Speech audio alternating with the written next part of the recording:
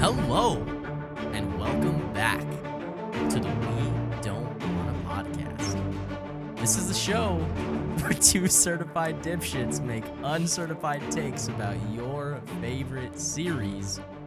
We are your hosts. I am Zach, and joining me as always is my co-host.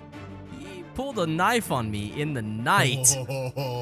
Scotty motherfucking Westside. You know, it's a mighty small knife, but it's got a big bite. It's like a paring knife, you know? Little utility knife. Little utility knife. That scene always reminds me of the amazing scene from one of our favorite movies, Your Highness, where our boy Dany McBride goes up behind what's her name? Jeez. The gal, Natalie Portman, yes. And he's like, "Do you feel that tiny prick in your back?" And she goes, "Is that your cock?" Is that your It's so good. Fuck, man, I forgot about that. I need to watch that movie again. That movie's so stupid bad. I love bad. It's so funny. But yes, tiny little paring utility knife thing, but I know how to use it. Do you know how to? I could teach you. I hear someone could teach me. I'd be okay with her teaching me. I'm sure you would. Yes, I would. How are you doing this week, pal? I'm good, man. Just getting over being like kind of semi-sick a little bit. I think we talked about you weren't feeling well last week. Yeah, but you know, it never really like hit me too hard. Amanda got the COVID. Yeah. Yeah. How's she feeling? And for her, it's just been kind of like a little more than a cold, but not quite a flu. Sure. And for me, it just kind of like it's had me like sleepy, a little bit achy, but like I've been all right. It's been okay. Just like kind of been cooped up a little bit, you know, like not trying to go out and sure. stuff. That's good that it hasn't been too bad. Whenever you're sick, the achy sickness, whenever like achiness is a part of sickness, that's the absolute worst. It fucking blows. Like runny nose, coughing, throat, whatever, all those symptoms, like they're not great, but the achiness is always like, if you have that part of being sick, that's the absolute worst for sure. Yeah. So yeah, I mean it's been all right. Honestly, I mean I'm thankful it hasn't been worse. But good. Yeah, I've just been kind of chilling, relaxing, been watching more of The Last Kingdom. Oh yeah. It's still really good. Still haven't really started it. Sorry, Floyd. Yeah, I know.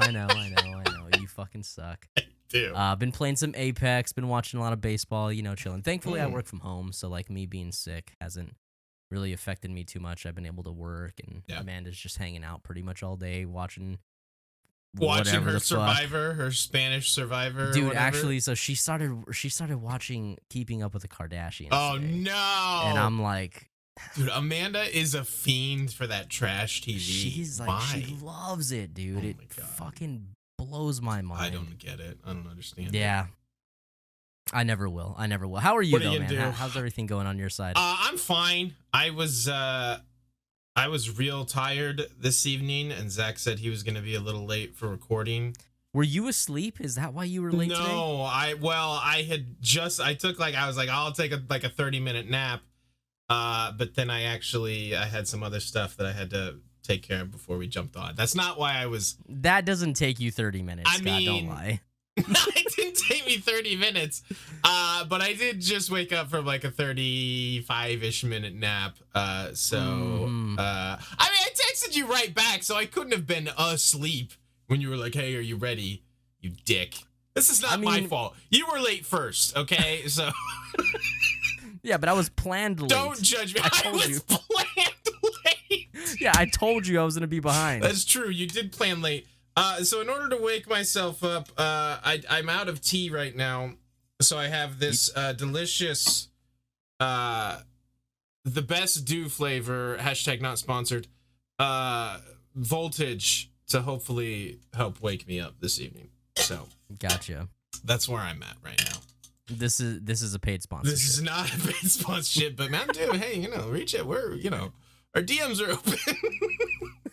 As is my asshole. Our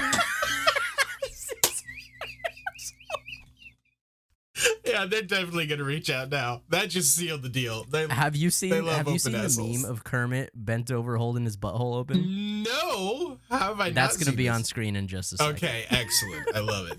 You'll forget to do that. No, I'll do it. Oh man, That's funny. Well, we're back. Hell yeah. We're talking Game of Thrones. But I think you guys knew that. We probably don't need to say that every episode. It's on the screen. Well, I guess It is on okay, the screen. but no, people are listening, so maybe we should say it out loud. Yes, we are back, and we are talking Game of Thrones. That's what we're here to do. Episode 17, A Man Without Season Honor. 2, Episode 7. Yeah. Total of 17 episodes. Yeah, I'm real mad that I did this. That I did that. The whole 17 instead of season 2, episode 7. I asked you about this when we started season 2. I was like, you did, because I always think of them in my head. I keep them straight in my old brain box. Season 2, episode blah, or season 4, episode 9, and now you're just like episode 17, and it's easy for now. When every season is 10 episodes, but the last couple seasons when they're not, I'm gonna get so fucking confused. But yeah, what else is new fair. with me? Look, man, I make plenty of mistakes that we have to live with. Yeah, tell Here's me about another it. one. Yeah, okay. tell me about Here's another one. Well, we've made this bed. Now we have to sleep in it. Episode 17, A Man Without Honor. Why don't you kick us off here and hit us with the recap, buddy? All right, let's do it. So. Renowned moron Theon Greyjoy True. wakes up to find that Bran and Rickon are gone. Nailed it. I did. Okay, just heads up, because Zach keeps making fun of me for writing jokes into the script. I did not write that bullshit. That was pure Zach. Rick gone. Oh man, he takes Hell Maester Luwin, his men, and the dogs to hunt them. North of the Wall, Jon cops a feel and gives Ygritte a poke with his little long claw. Hell yeah. with his short claw. Short claw. But tries to pretend that he was asleep, and he didn't mean it. Ygritte gives Jon shit for being a virgin or banging goats or something, and they fight and flirt and fight, and they're both just so adorable. Really, actually, I kind of love them. At Harrenhal, the mountain, be hanging lots of dudes to try and find who killed Sir Amory. You nailed the pronunciation that time. Good job. I did, because I have been butchering that. Hell yeah. They think it's an infiltrator from the Brotherhood without banners. Tywin isn't satisfied with this and sends the mountain to burn and ravage the countryside. Shocker alert. Tywin and Arya have another amazing scene together. Shocker. Arya is getting pretty cheeky and bold, and it's just getting better and better. So good. At King's Landing, Sansa tries to be a proper lady and thank the Hound for saving her. But it doesn't go so great because he's kind of a real grumpy-ass motherfucker and says killing is the sweetest thing there is. In the east, Daenerys and Duck Sauce are having a spat about her draggers being stolen. Her draggers? Huh? You said her draggers. Her draggers. Her draggers. Get her draggers stolen. Get that fucking dragger. Her dragons being stolen. We come so close to finally hearing a story from him about where he came from. Oh, so close. So close. I was so excited to finally hear Dany cuts him off, and now we'll never get to know his backstory. God damn. Damn it! So close. That joke was written. Yes, it was. Actually, you're welcome for that Scott. one. I got you. Yeah. North of the Wall, Jon and Ygritte continue. So it's something. They just continue. Someone should have probably proofread this. So north of the Wall, Jon and Ygritte do in fact continue. They do in fact but in the continue. Riverlands, they just continue being adorable. Let's go with that. Yeah, that's it. They just continue. In the Riverlands, at King Robb's camp, Sir Alton Lannister has returned with Cersei's response to their peace terms and is imprisoned with Jaime. Talisa comes in with a request for some more medical supplies, and slick-ass Robb turns it into a date. Good job, Robb. What a guy. Yeah, what a gay. Back in the north, Theon's hunt is not going so great. The hounds have lost the scent, and Theon is pretty upset about this. His man Dagmer, right? Mm-hmm. Didn't I mistakenly call him Dagger, Yeah, which is also equally as cool, by the way. You got the daggers, you got the draggers. And Dagmers. He's cooking up a scheme and tells Theon to send Lewin back to Winterfell. Back east, Ser Jorah finally returns. As Dany mourns her handmaids, she gets pissed at Jorah and doesn't think that she can trust anybody. She sends him away to find her dragons. Her draggers. Her draggers. Her draggers. With Dagmer and Dagger. Yeah. Back north of the wall, Ygritte is really starting to play and talk dirty with poor Jon. How does this guy keep his composure? He doesn't really. Yeah. Okay, fair.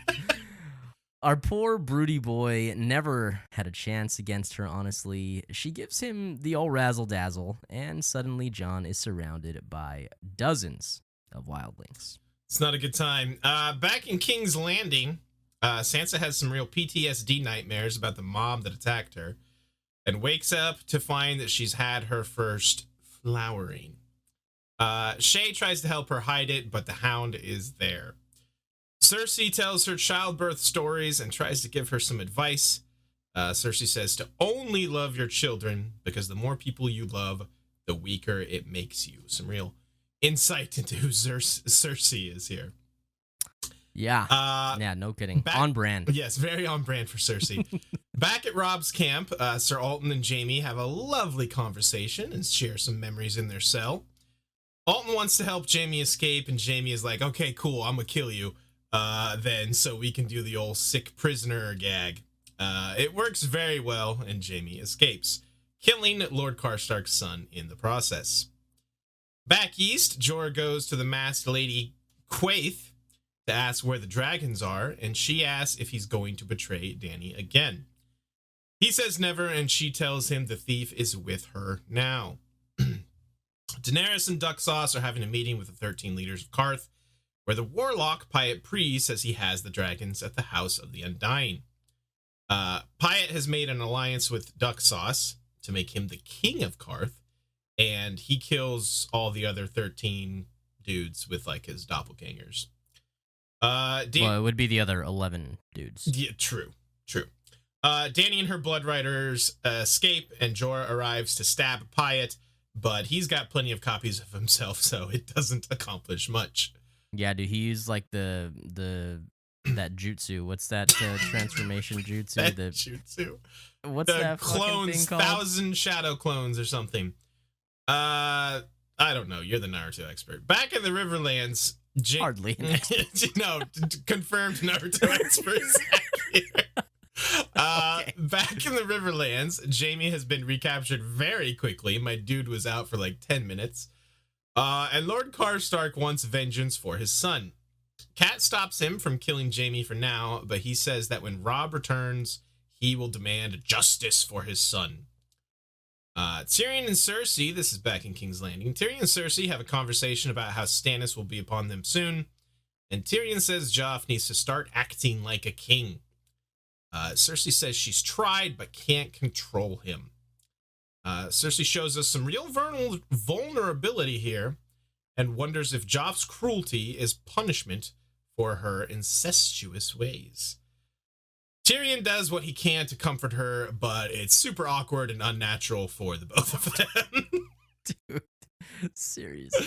It's the meme, dude. Like with the person with the broom, like trying to like pet the person in the corner of the room. It's terrible. It's basically that.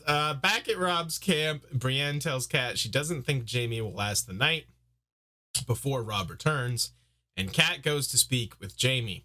He's his usual snarky asshole self, and Kat again has just no shot against his verbal jabs. Kat asks Brienne for her sword. Dun dun dun. To be continued. Finally, back at Winterfell, Theon tries to show the people that he's the big boss man by hanging the burned remains of 2 boys from the gates. And that is how our episode ends. Cut to black. Cut to black with Theon looking like kind of a fucking moron. I'm gonna be real, frank, and honest. Don't love this episode. I think. Yeah, I mean, other than the Arya Tywin scene, it's the Jaime scene. It's the Harrenhal scene, and there's some fun stuff with Jon and Ygritte, and the rest of it is kind of shit. Season 2 has more of these episodes, I feel like, than I remember, where it's like, okay, like there are like 3 or 4 scenes in this episode that I really like, and the rest I'm kind of just like pretty meh on. Right. So that was my big takeaway from this episode. It's not terrible. Like I said, there are good things to be had here. It's fine. But it's definitely not like a shining beacon of Game of Thrones. Where do you want to start, buddy? I think I actually have to know, don't your stones start to hurt? I heard they get all swollen and bruised when you don't use them. I think that's just what the lads say when they want me to feel sorry for them. But do you feel sorry for them? As if I feel every time. I give in every time. Oh, man. But there's not much that the lads have to do for, to get me and my little paring knife going, So... You just, it's like one of those switchblades. You just click it and it's just like, bling. It just pops right out. The Ygritte and the Jon stuff, I suppose that's as good a place to start as any. It's just poor Jon never had a chance against Ygritte. She even tells him this. She's like, it's going to be my word against yours. And since you can't even like talk about it without blushing like a maid, you might as well just, do the dirty with me. Let's do it. And he's trying to play it cool as always, but he's so not slick. And there's just some good banter from Ygritte specifically. Poor Jon.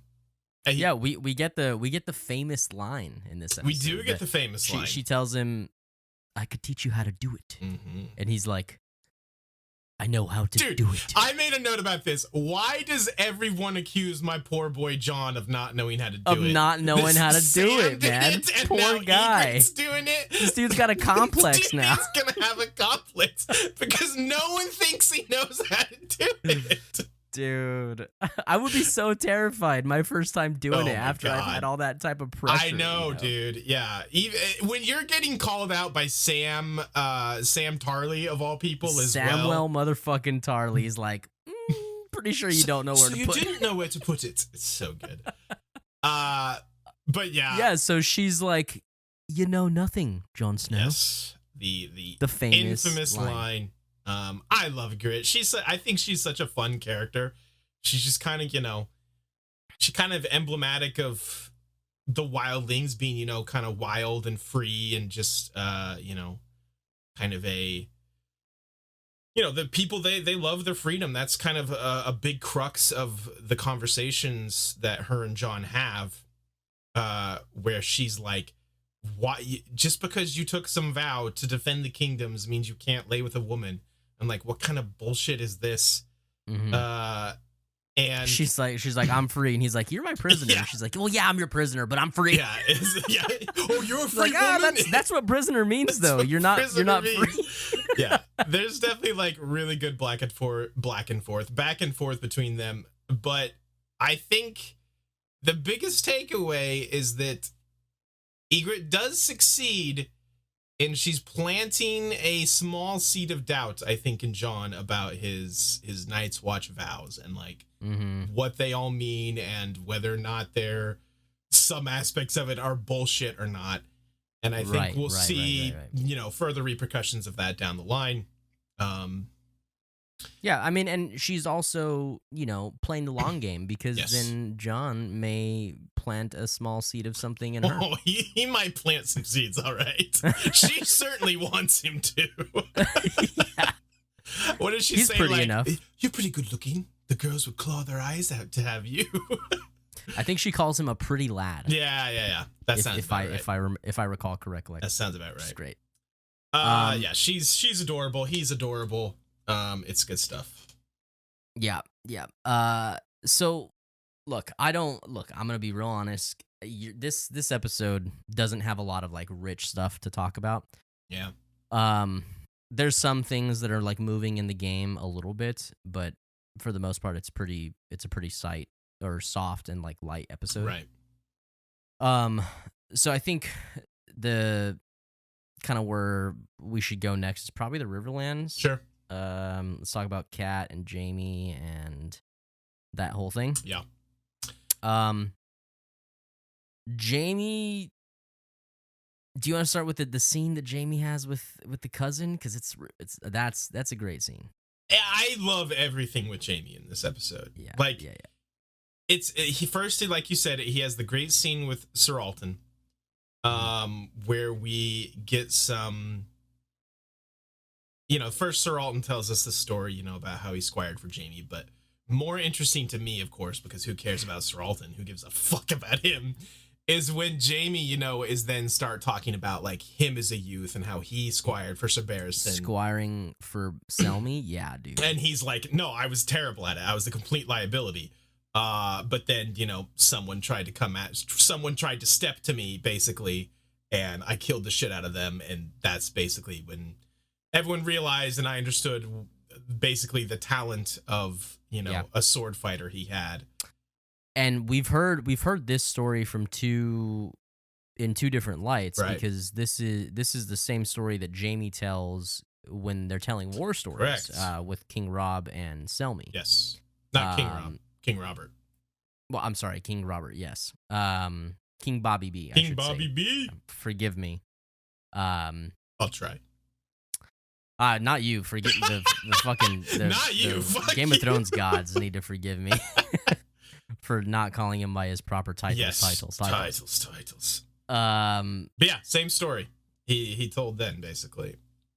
Yeah, it's just cool stuff, man. I mean, those are the little things that you and I constantly are just droning on about, just the small little world building things that like give us more substance and more material on these characters that we love. I mean, I know it might be controversial to love Jamie at this point, but I love Jamie. But yes. I'll say it.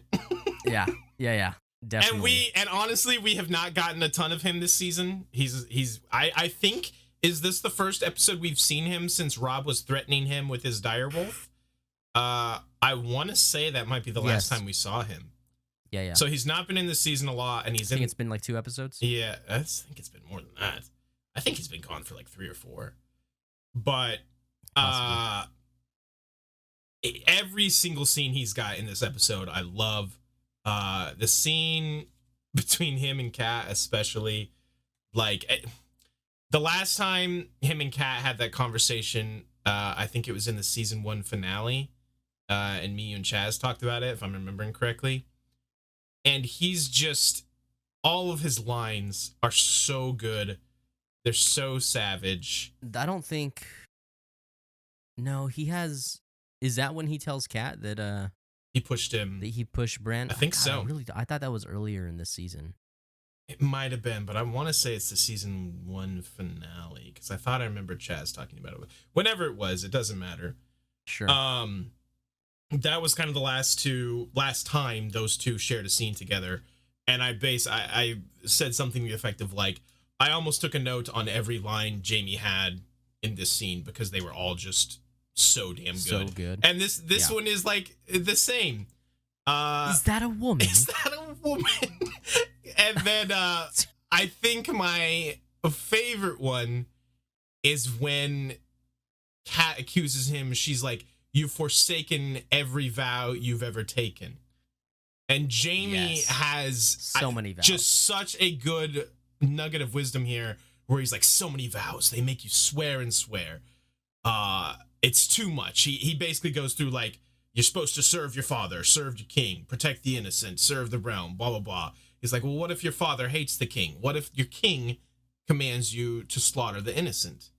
And he basically comes up with, what if your king massacres the innocent? Yeah, what if your king massacres the innocent? And he's just, at the end, he's just like, it's too much. No matter what you do, you're forsaking one vow for another.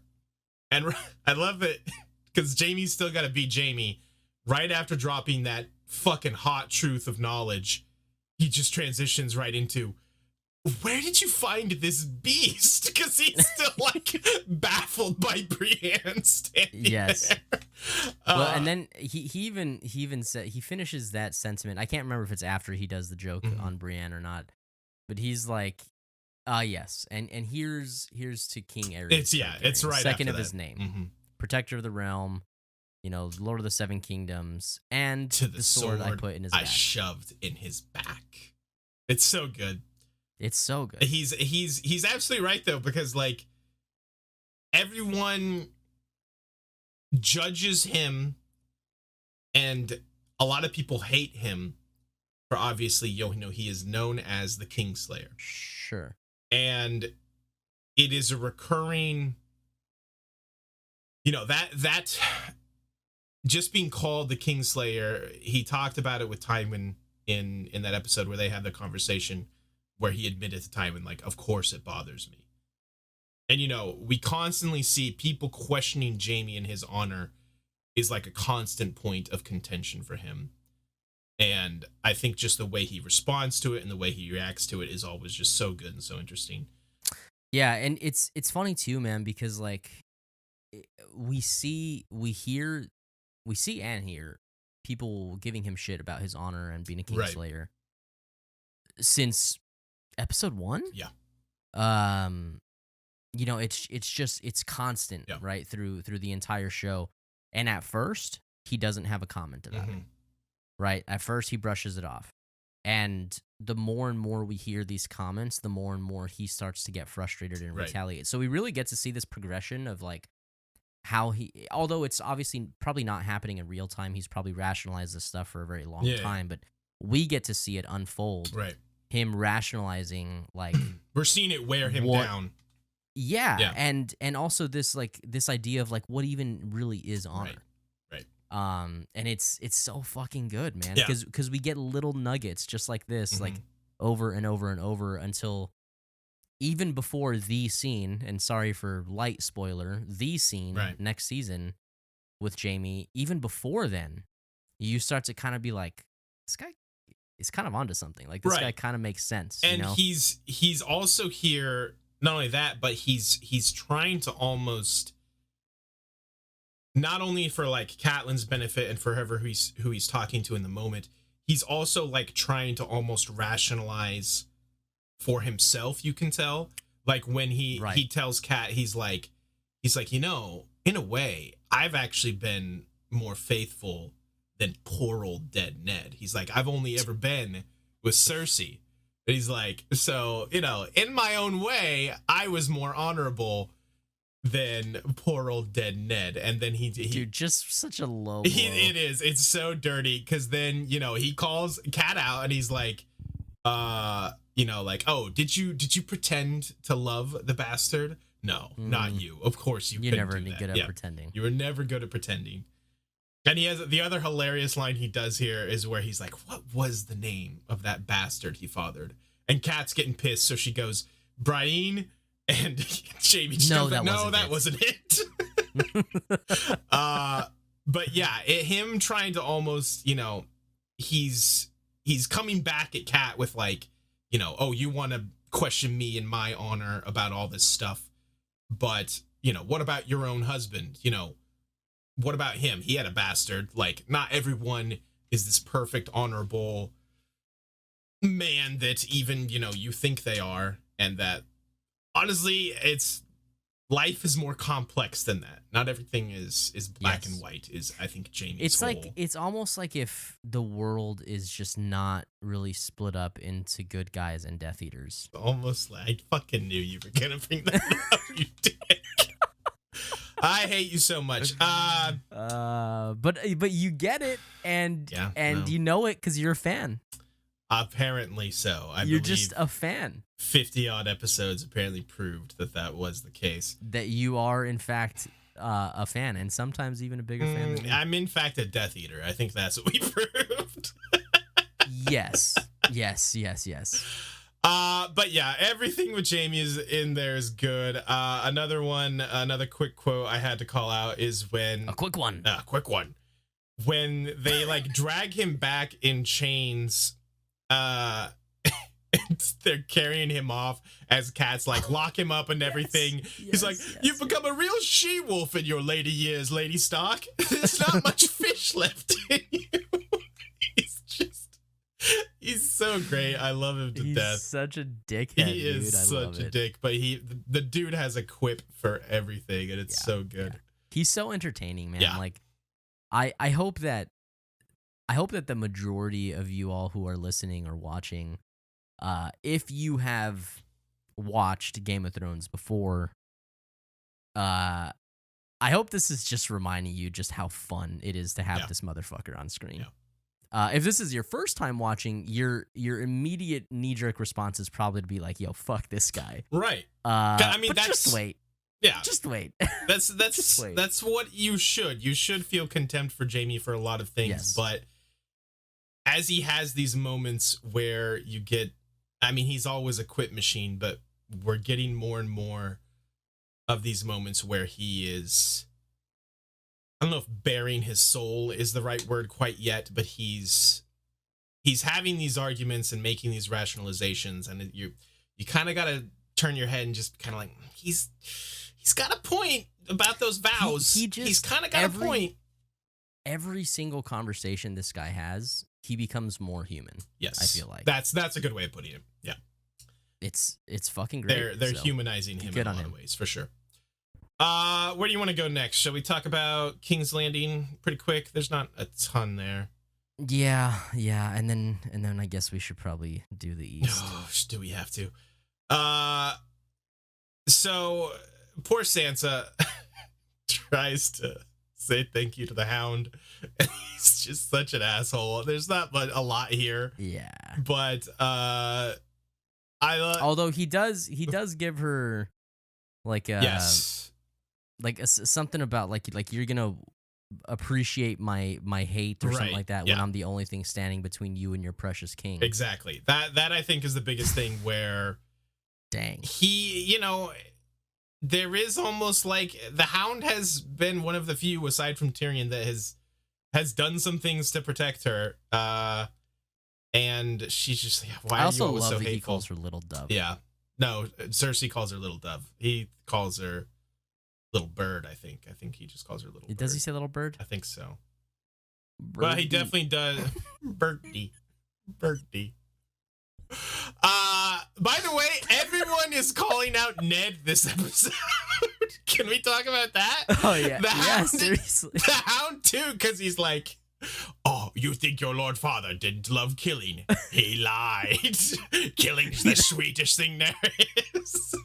He lied. Dude, Ned's been dead for like a year, and poor old dead Ned. Everyone's calling his ass out, which is pretty great. Poor old dead Ned. The Cersei and Tyrion scene is very good. It's very good. It's very good. Actually, hold on. Should we do the Sansa flowering thing real quick before we get to that? Look, she wakes up, has her period. She has freaks out. Yeah. And she is trying to cut it out of the bed. Mm-hmm. Shay is trying to help her hide it. Good for Shay for trying to help her. Yeah. Shay realizes this is a problem. And the Hound is there. So naturally, the Hound has to report what he's seen. The biggest thing here is the insight into Cersei in this scene that we get. Yes. Where she's basically just like, hey, only love your children. The more people you love, the weaker it'll make you. And then I do love how Sansa's like, shouldn't I love the king? And Cersei's like, try. Fucking try. But good luck with that. That dude sucks. Which is pretty good. But yeah, the Tyrion Cersei scene is very good. Yeah. This is the first time it's been mentioned about the Targaryens. I think explicitly where they talk about the Targaryens and madness. Yes. You want to walk us through kind of what that means, basically? Yeah. So so the Targaryens had a history of wedding brothers and sisters, and from the Targaryen perspective, this is a way to keep their bloodlines pure. They have the blood of old Valyria, so they considered themselves to be above like the kind of common folk, if you will, right. Of Westeros. A lot of them believe they actually had some dragon blood in them. Right. And if things like Daenerys, where like fire can't hurt you and things like that, is to be believed that was around like in the past, then sure, maybe it was. Maybe right? so. Yep. And so this is a thing that they just wanted to keep their bloodlines pure. So they would arrange marriages between brothers and sisters or family members, cousins, right. Whatever it would be. And there is an old saying, an adage that says that every time a Valyrian child is born, the gods flip a coin. Valyrian. I'm sorry, Targaryen. Yeah. You're right. Targaryen child is born, the gods flip a coin. And basically, it's just because that when children are born of incest, it's basically a 50-50 shot that your child might be a fucking batshit crazy person. Yes. Because although this series shows us or tells us a lot about the Mad King Aerys, he is not the only cruel or unusually cruel Mad King that the Targaryens have ever had. Right. He is just the most recent. Correct. There were a lot of up until Daenerys. There were a lot of Targaryens throughout history that yes were prone to madness, and that's kind of the crux of the conversation that Cersei and Tyrion are having, where Cersei's like, I've tried to control him, but I can't. And I love Tyrion's line, something to the effect of like, it's hard to put a leash on a dog after you've put a crown on it. Yeah, I love that like Tyrion he shows empathy through this conversation, but he also makes it like blatantly obvious that it's like, you made this bed, right? And you've got to sleep in it, Cersei. Like, you fucked up. This is a war you started. You put a crown on his head. This is a mess, right? And it's because of you. And there's because obviously Tyrion knows this is Jaime's kid. That they're Jaime's kids. And like Cersei, like at the first, like kind of tries to hide it, where she says something to the effect of like, he looks like Jaime, and Tyrion kind of just gives her this side eye, and she's like, from a certain light, in a certain light. But then eventually, she basically, breaks down and is like, it's funny to me because the progression of this is like, in a certain light, right? Hey, do you think this is punishment because he's actually Jaime's kid? Do you think this is punishment for our sins? The incest, I mean. The incest. You know about it. What? The incest. Yeah. But I also love how Tyrion, he does his best to comfort her. He says, you've beaten the odds. Tommen and Myrcella are good, sweet children. Right. So one of the rare showings of like true vulnerability we see from Cersei. Yeah. Tyrion tried to comfort her. It's just so that scene it is so uncomfortable. He's just kind of standing there and he's like, do I touch you? Do I put my hand on you? And then he like looks away. Like, what do I do? Where do I look? Where do I stand? Yeah, it's so uncomfortable. It is. I love it. We keep we've said that this is one of the few times or like showings of vulnerability or like humanizing Cersei. Mm-hmm. But I feel like we've said that several times. I feel like maybe I didn't realize how many like kind of like more intimate scenes she has. Maybe so. What other examples? Like her and Robert? Like when she Bobby talks B? with King Robert, Bobby B. Uh-huh. She does have another scene with Tyrion before this one, like earlier in the season. Maybe it's just those two. I think it might just be those two. And even the one with Bobby B in the first season, which is one of my favorite scenes still. It's such a fantastic one. Her shields are still pretty up.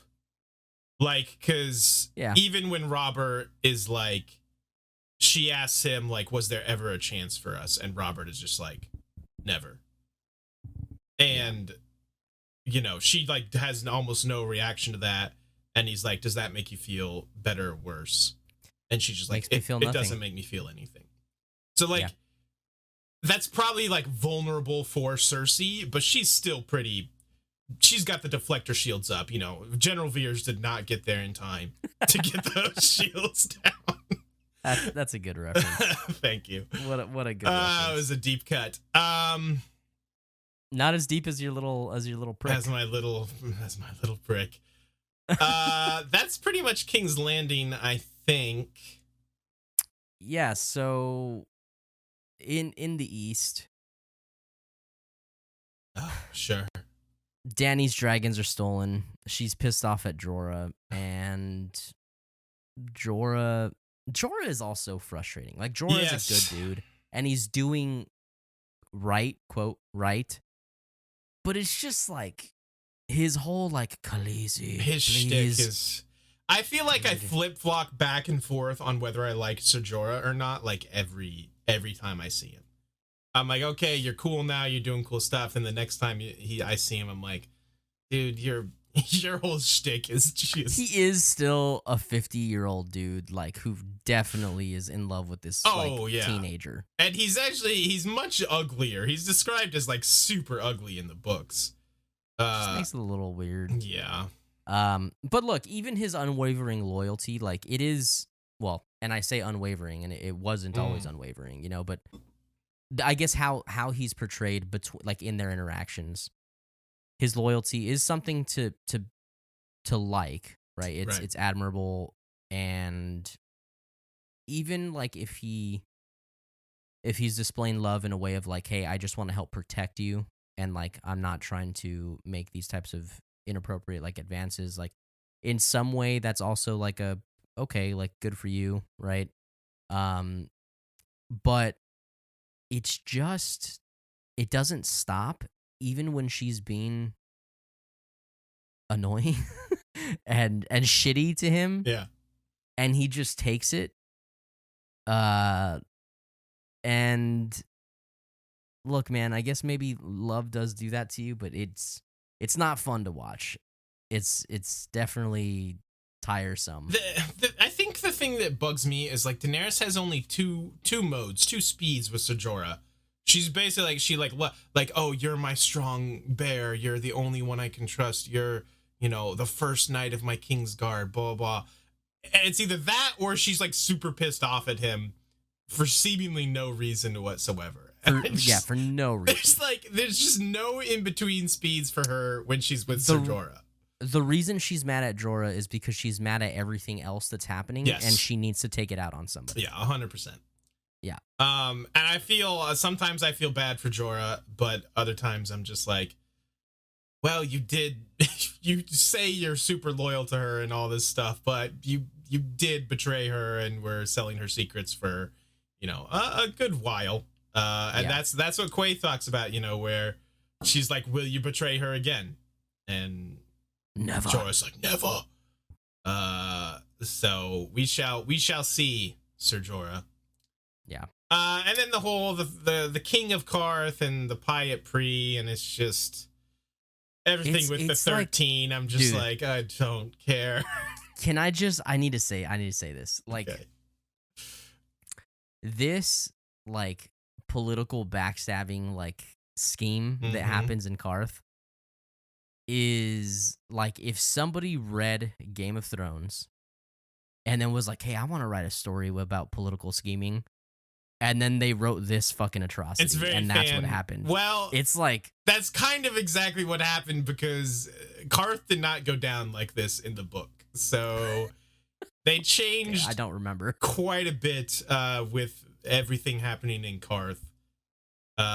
So part of that is very accurate and astute. Dude, it's so funny, man. Like it's funny because it would be like if I was at the discount bookstore and it was like for fans of Game of Thrones, and I would read it and be like, what the fuck? For fans of Game of Thrones? One of the 13, terrible, nameless rando dude. I do want to call him out because he has a good line. When Daenerys is like, I need my dragons, and she's like, please, I'm begging you. And Rando 13 dude goes, begging us? It wasn't so long ago that you were threatening us. And I was like, yeah, Hell yeah, random 13, dude. You fucking tell her ass. Random 13, number 7. Random 13, number 7, dude. He's got it right. Old Miss Fire and Blood at the gates of Karth. That's she's only, that's what I said. She's got two speeds always. It's like, oh, I'm begging you, or oh, I'm threatening you. It's Anyway, that's what happens in Karth. Pyat Pre's a fucking weirdo. Duck Sauce sucks and is annoying. The King of Karth. You will give the King of Karth his proper due, Zach. Come on. I never want to hear this dude's backstory. Oh ever. My god, we were so close to finally getting it, and I'm left with like blue balls over here because we didn't get Dany cut him off. It's what happens to your stones when you don't use them. Yes, yeah. See, she knows. Egret knows. She knows. Circle that up. around. Hell yeah. Circle that joke around. That's comedy right there. Let's get to Harrenhal. We keep saving these, I feel like. Well, okay, shit. Should we go to... There is some Winterfell stuff. Do we want to do that now or at the end? Sure. Okay. Yeah, do the Winterfell stuff. You can talk about it. I'll be back. I mean, we went over most of it in the recap. Theon's a fucking moron. They go on the hunt. Lewin is still cool and rad every time he's around. I love that dude. Also, okay, actually, like, I'm acting like I don't want to talk about this. I have to say, like, okay, Lewin's like cry scream when he sees like what he thinks is the boys, the burned bodies, is it just like it makes me so sad. Yeah, Lewin, I love him. He's so great, much, dude. He's so great. I fucking love him. I have never appreciated him as much as on this watch through. He's phenomenal. Yes, you can tell he truly loves and cares for those boys. Yes. And he shows it. So listen, I don't think this is a spoiler. Things will be revealed in the next episode. This is not Bran and Rickon. Like, no one really believes. Like, they kind of set it up as like the cliffhanger for this episode, but I don't think they actually expected anyone to believe that this was Bran and Rickon. Right. Because this is spoiler alert. This is not them. You'll find out next episode. This is not Bran and Rickon. What? But yeah, Dagmar cooks up this scheme, and Theon, because he's so terrified of looking like a fool, just goes along with it.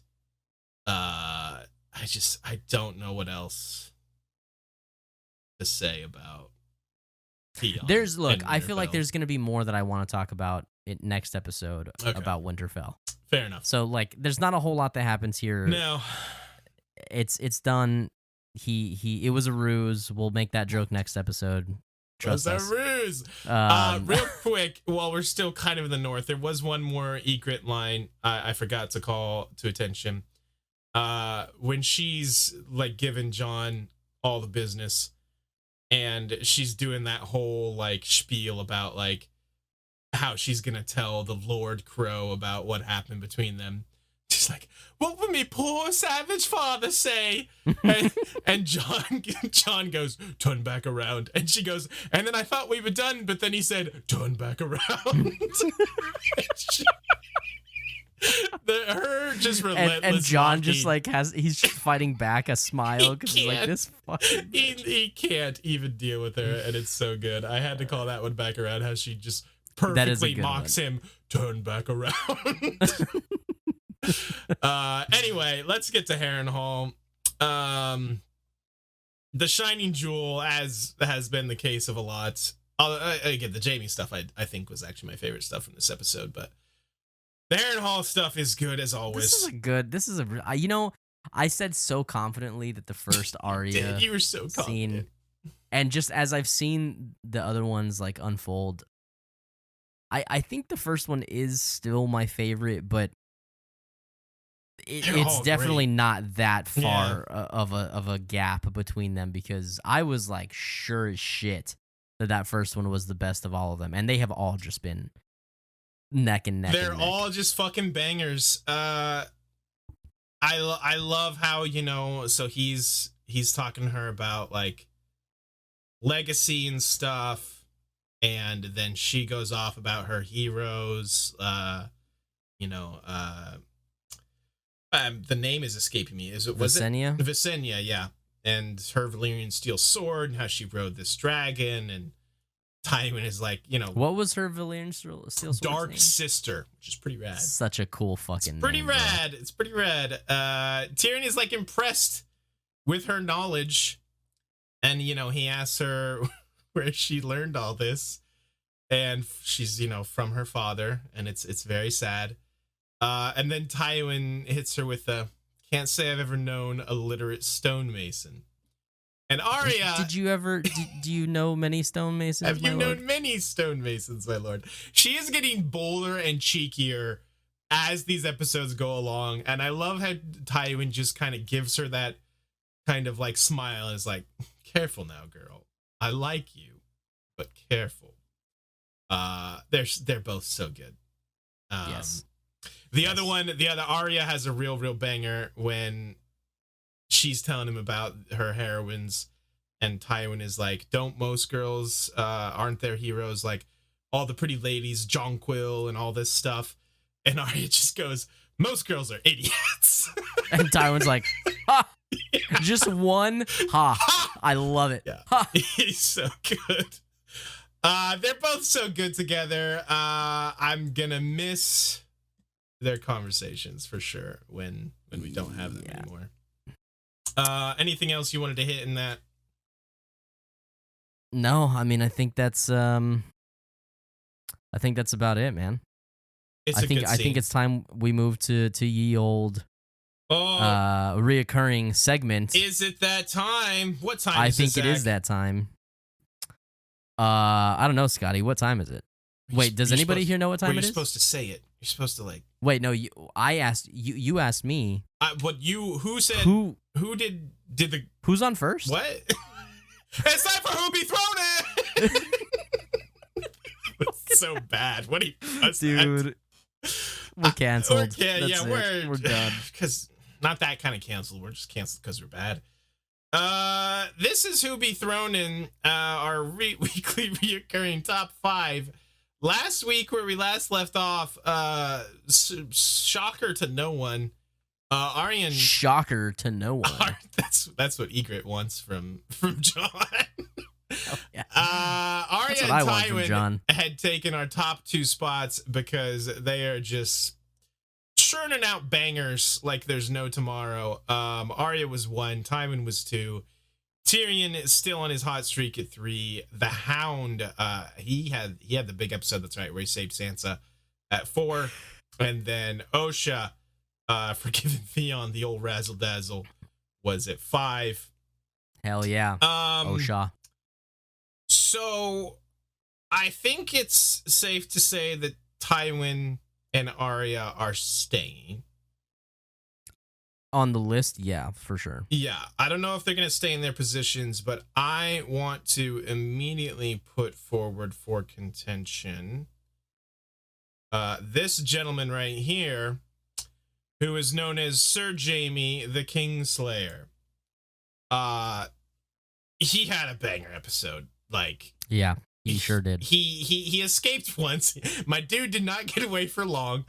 But he did escape, killed his cousin in the process. Real dick move, but what are you gonna do? But like, just every line he had, the conversations that he had were so good. I think he has to make the list.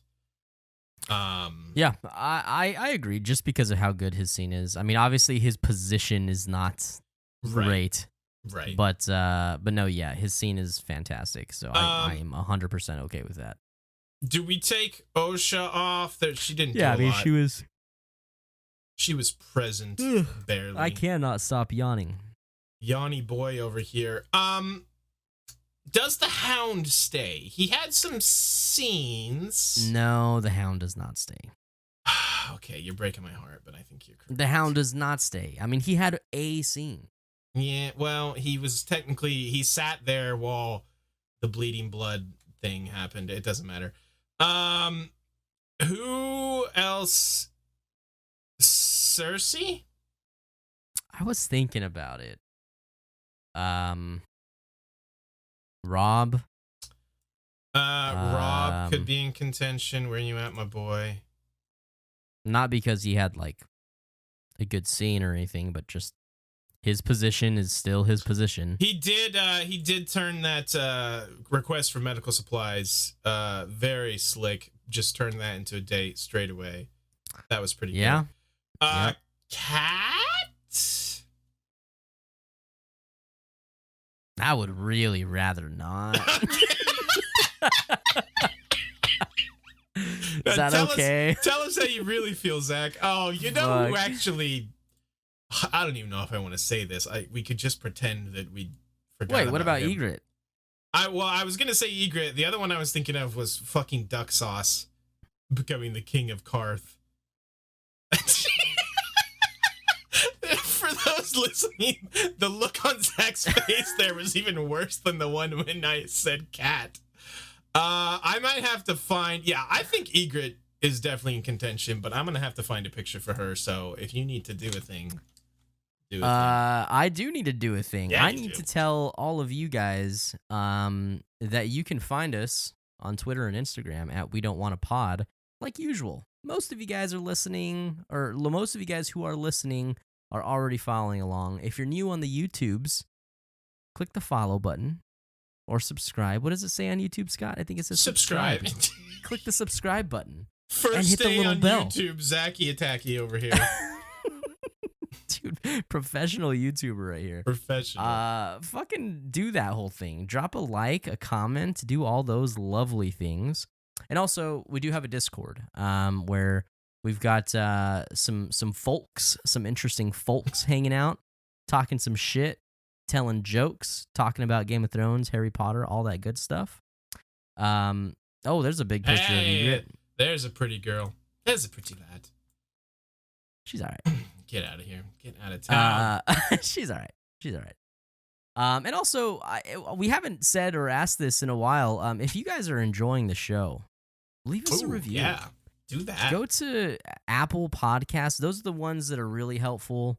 Click the 5-star. If you think we suck, then just skip this part. Just don't leave a review. Don't listen. Click the 5-star. Write a nice little note. It makes Scott and I all tingly inside. Our little utility knives, paring knives, go straight up. Shink. Yeah, that stuff is helpful. It does help people find the pod, so we would appreciate it.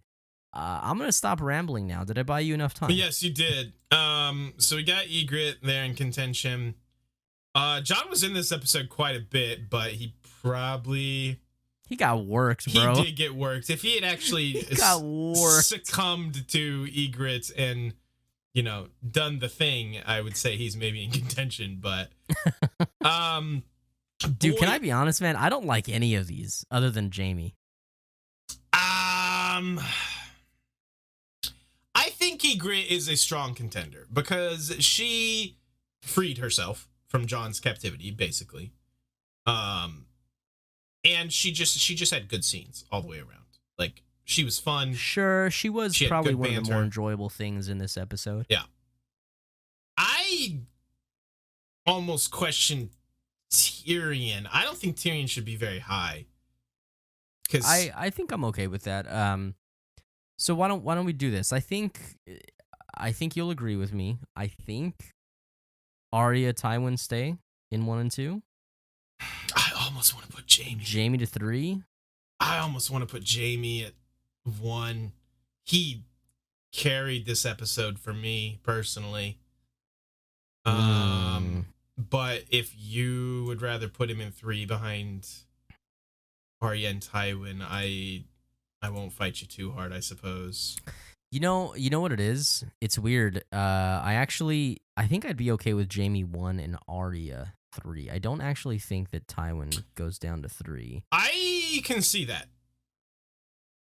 Because I think he was the more, where she has been the star of some of the earlier conversations. He definitely I think ran it was those him. Scenes. Yeah. Okay, let's do that then. I like that. So that pops Jaime to 1 for his brief bout with freedom and his just fucking non-stop banger lines. He moves to 1. Tywin stays at 2. Arya at 3. I think Ygritte has to go 5. Tyrion goes 4. I'm just from that. sheer position. Okay, fair enough. Tyrion at 4, Ygritte at 5. Does that mean we're leaving off Cersei and Robb? Yeah. I think that's accurate because Cersei was kind of in distress for large portions of this episode. Yeah, and Robb, although he got a sweet date, he's also kind of being an idiot. So it's kind of being an idiot, but I cannot blame him. Every time I see Talisa, I'm just further and deeper in love. Love you, Talisa.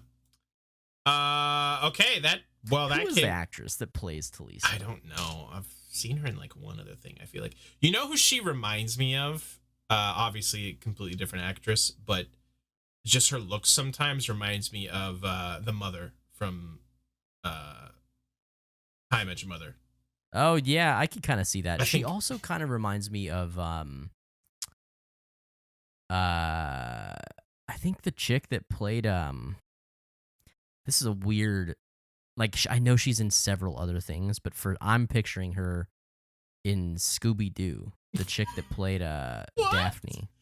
I've never seen Scooby-Doo, the live action one.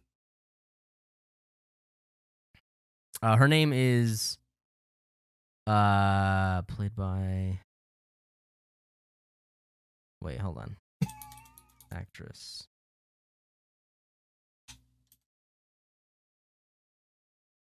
Una Chaplin. Yeah, that's not ringing any bells. She's so pretty. Yes, she's very pretty. Kristen Milioti is the name of the gal that I think she looks a little bit like.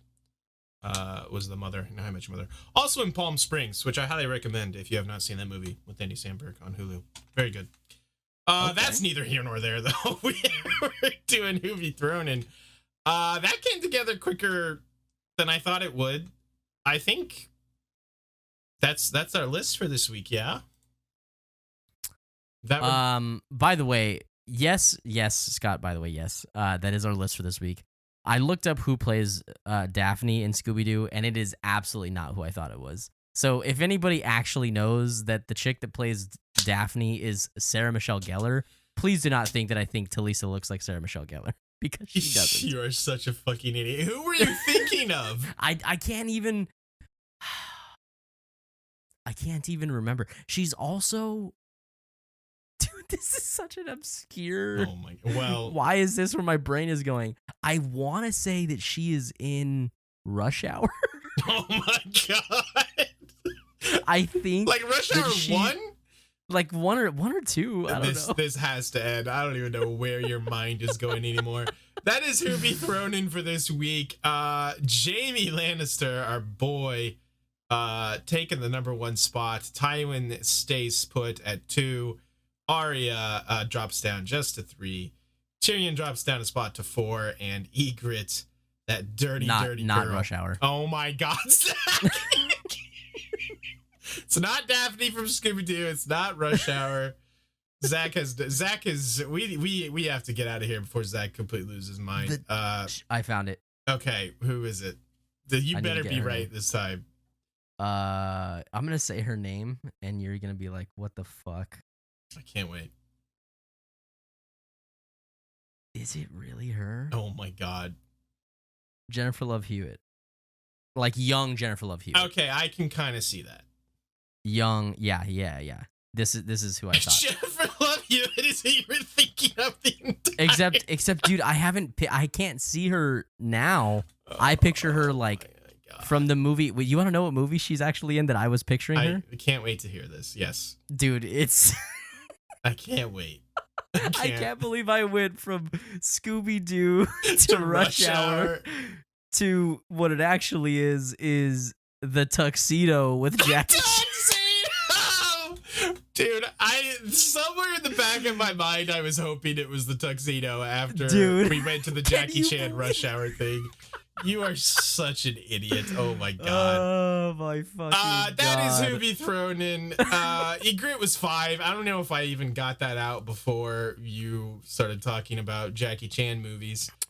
That's a separate podcast. I would love to do that. I love Jackie Chan movies. Hell yeah, dude. That dude this dude, rules. he uses drawers like nobody's business. Drawers. That's Dude. Shanghai Noon is a big one when he does that. That's good stuff. Have you seen that movie with Owen Wilson where they're in the hot air balloon around the world? Oh, around the world. Maybe at one point, maybe. It's pretty funny too. Yeah, good stuff. I love Jackie Chan. Let's talk about Jackie Chan for another 10 minutes. Like, hey, dude, I'm here. That is it for episode 17 of Game of Thrones. A Man Without Honor. We appreciate you guys for listening to the show. Jackie Chan is definitely a man with honor. You know, Definitely. That's how we tie definitely. it back in. This is a representation of a man without honor. Jackie Chan, a man with honor. You ever seen somebody use like a refrigerator door?